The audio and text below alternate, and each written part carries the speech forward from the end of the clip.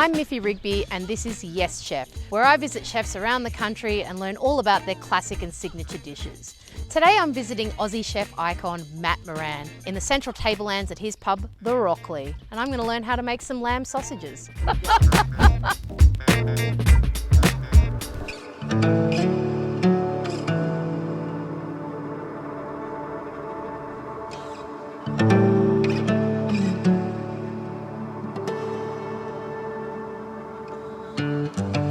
Hello, Matt. Long time no see. Oh. Welcome to Rockley. Oh, thank you. What have you got going on out here? Lamb sausages, come on. The farm is about 6 or 7 minutes away. This is my pub. We've got to have a lamb sausage. Absolutely. Look at the size of that. Big Wow. pinwheel. Wow. This is lamb country. Miff. You know, they always say that Australia was built on the back of a sheep's back. This is where it all comes from. You know, Central Tablelands, Southern Tablelands. My family have been in this region now for 160 years. And we also sell eggs from the farm to the pub. You know, it's a real paddock to plate, really. You know, long term, when we redo the pub and we get the cabins on it, and we're redoing all upstairs, so they'll all be en suite, all brand new.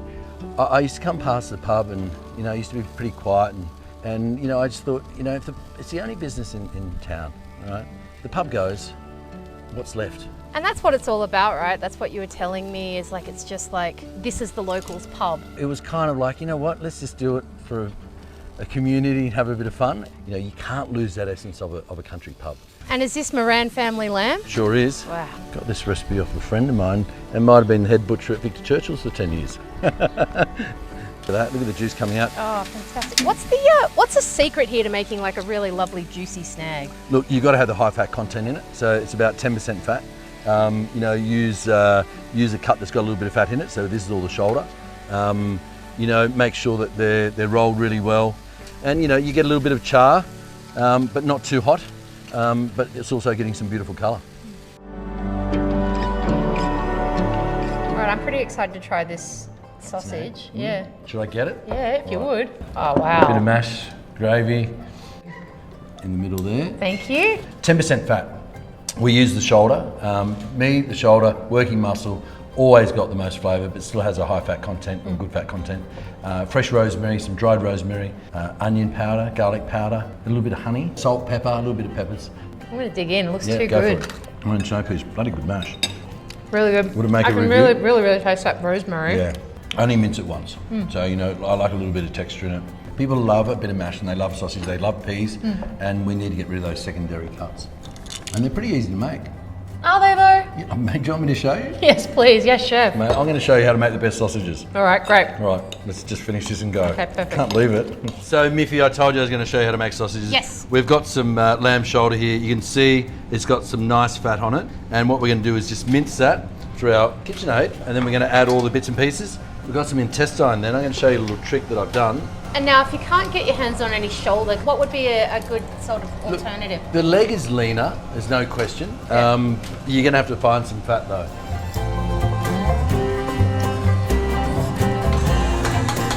So we've got our mince there.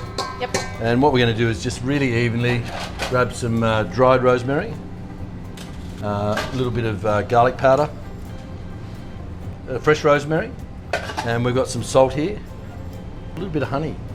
And what I'm going to do is mix that up best I can, and then I'm just going to put some lamb in there and get the honey out of it. Sausages are one of those funny things that always, like, when you look at them, they look maybe like more difficult to make than they are. Yeah. So what we've got here, Miffy, is just intestine. It comes on little tapes like that, and I've taken it off, and I've just got a little trick here.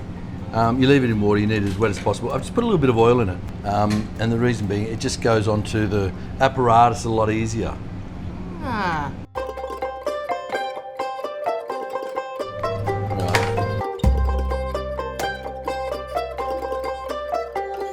Now, also the key is not to have any air.